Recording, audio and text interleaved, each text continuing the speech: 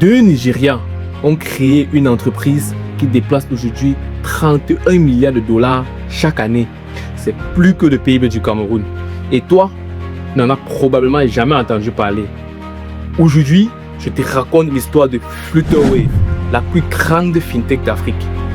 Une start-up partie de zéro en 2016 qui vaut aujourd'hui 3 milliards de dollars. Tu vas découvrir comment 2 Nigérians ont résolu un problème que tous les Africains vivent. Comment ils ont failli tout perdre face à un scandale et surtout comment cette histoire peut changer ta façon de voir l'Afrique. Reste jusqu'à la fin, je te montre comment ils gagnent vraiment leur argent.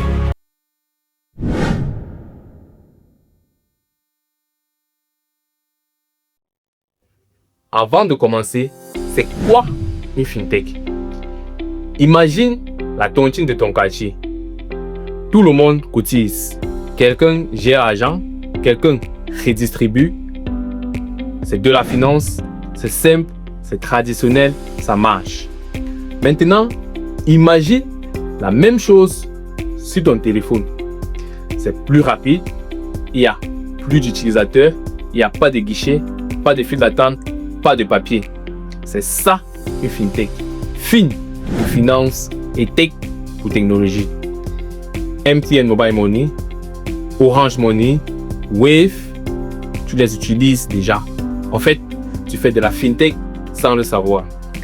Mais Flutterwave, c'est plus puissant que ça. Je vais te montrer pourquoi.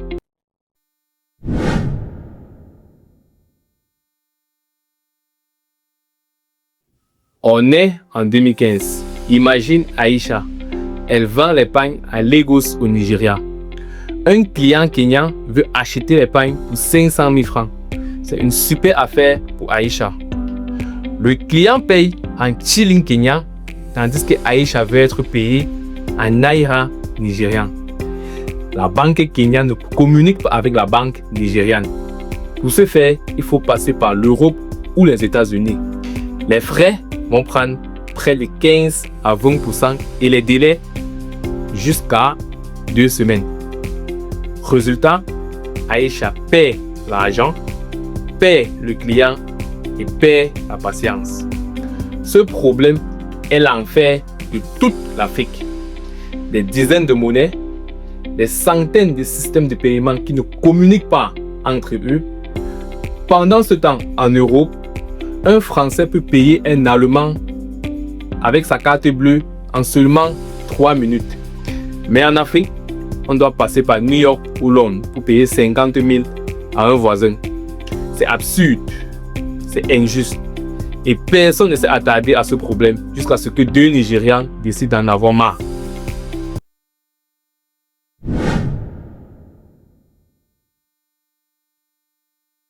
Voici Iyinoloa Aboyeji, sinon I.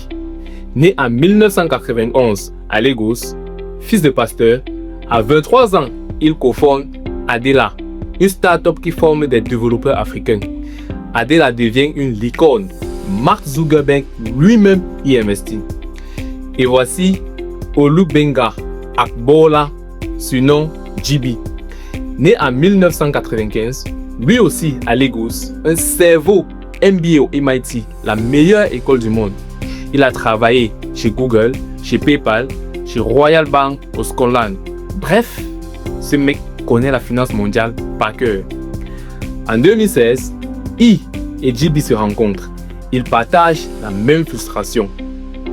GB a passé des années à construire des systèmes de paiement pour des entreprises occidentales. Pourquoi pas pour l'Afrique? Il s'associe avec un cofondateur, Adeleke Adekoya. Direction San Francisco pour lever les fonds. Et Flutterwave est né. L'idée est simple. Une seule plateforme, un seul code pour accepter tous les modes de paiement de tous les continents. Carte Visa du Sénégal, OK. M-Pesa du Kenya, OK. Mobile Money du Cameroun, OK. GB dit cette phrase qui résume tout. L'Afrique n'est pas un pays, mais nous, on fait comme si ça n'était un. Les débuts sont modestes. Une petite équipe, pas beaucoup d'argent, ils décrochent le premier gros coup avec l'incubateur Y Combinator, le même qui a lancé Airbnb et Dropbox.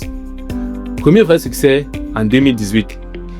Ils ont déjà traité plus de 2 milliards de dollars de transactions. I décide de partir pour investir dans d'autres startups africaines. JB prend la commande. Et là, ça décolle vraiment.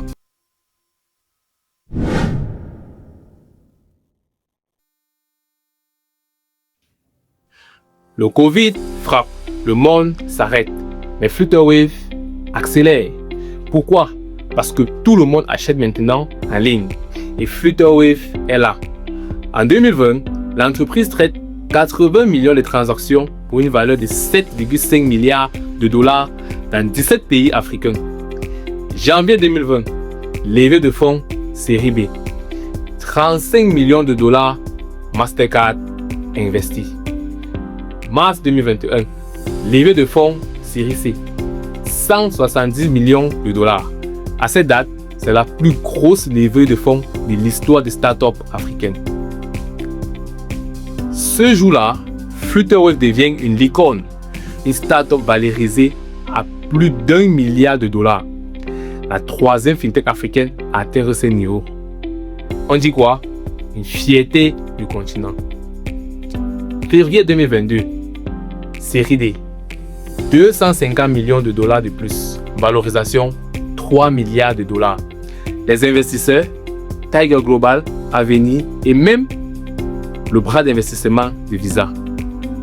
Aujourd'hui, Flutterwave opère dans plus de 35 pays africains. Cameroun, Côte d'Ivoire, Sénégal, Ghana, Kenya, Afrique du Sud, Égypte, partout. L'entreprise a signé avec Wizkid, la superstar Afrobeat, comme ambassadeur mondial.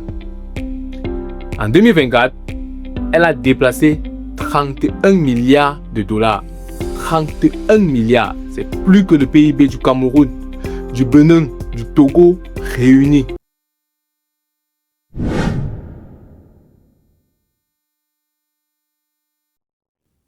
Le rêve africain, version 20e siècle. Mais toute ascension a son réveil. Avril 2022, une ancienne employée, Clara Wadjikou, accuse publiquement le CEO, Olubenga, à bord de harcèlement, d'intimidation et de fraude. Le scandale explose. Puis, juillet 2022, coup de tonnerre. Le tribunal kenyan gèle 52 millions de dollars sur les comptes de Flutterwave. L'agence kenyane de recouvrement d'actifs accuse l'entreprise de blanchissement d'argent, de fraude à la carte bancaire. Le total des suspens monte à plus de 200 millions de dollars. La presse internationale en parle partout. Bloomberg, TechCrunch, Al Jazeera, tout le monde demande Flutterwave va-t-elle s'effondrer? Flutterwave nie tout. L'entreprise parle d'une campagne de désinformation. Elle dit avoir tous les justificatifs. JV se rend personnellement à Nairobi pour rencontrer la Banque centrale du Kenya. Février 2023. Et là, retournement total. Février 2023, la justice kenyane libère les 52 millions de dollars. L'enquête conclut qu'il n'y a pas de preuves de blanchiment. Novembre 2023, la dernière plainte est retirée. Flutterwave est officiellement blanchi. Mais l'entreprise apprend. Elle recrute un Chief Risk Officer. Elle obtient des licences officielles partout. En 2025, elle restructure et licencie environ 50% de ses effectifs au Kenya et en Afrique du Sud pour se concentrer sur la rentabilité. Une leçon brutale et vitale. Tu veux jouer dans la cour des grands, tu dois être propre et résilient.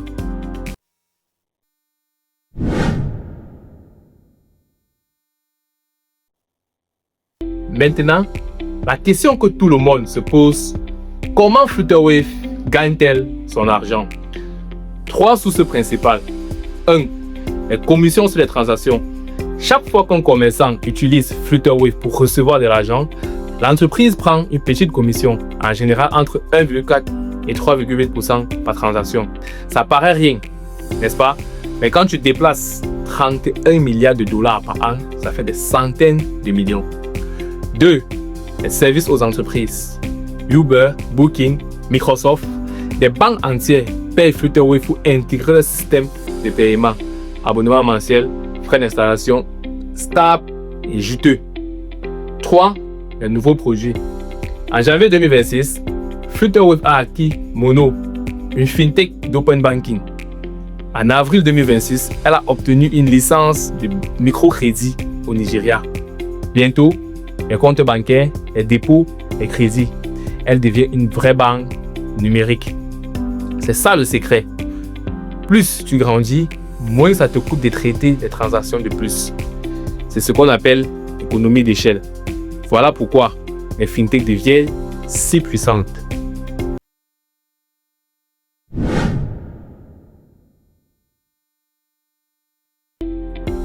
Retiens une chose de cette vidéo. I et JB n'avaient ni pétrole, ni cacao, ni minerais. Juste un cerveau, un ordinateur et une frustration partagée par tout un continent. En 10 ans, ils ont construit l'entreprise africaine la plus puissante du secteur numérique. L'Afrique de demain ne se construit pas dans les ministères.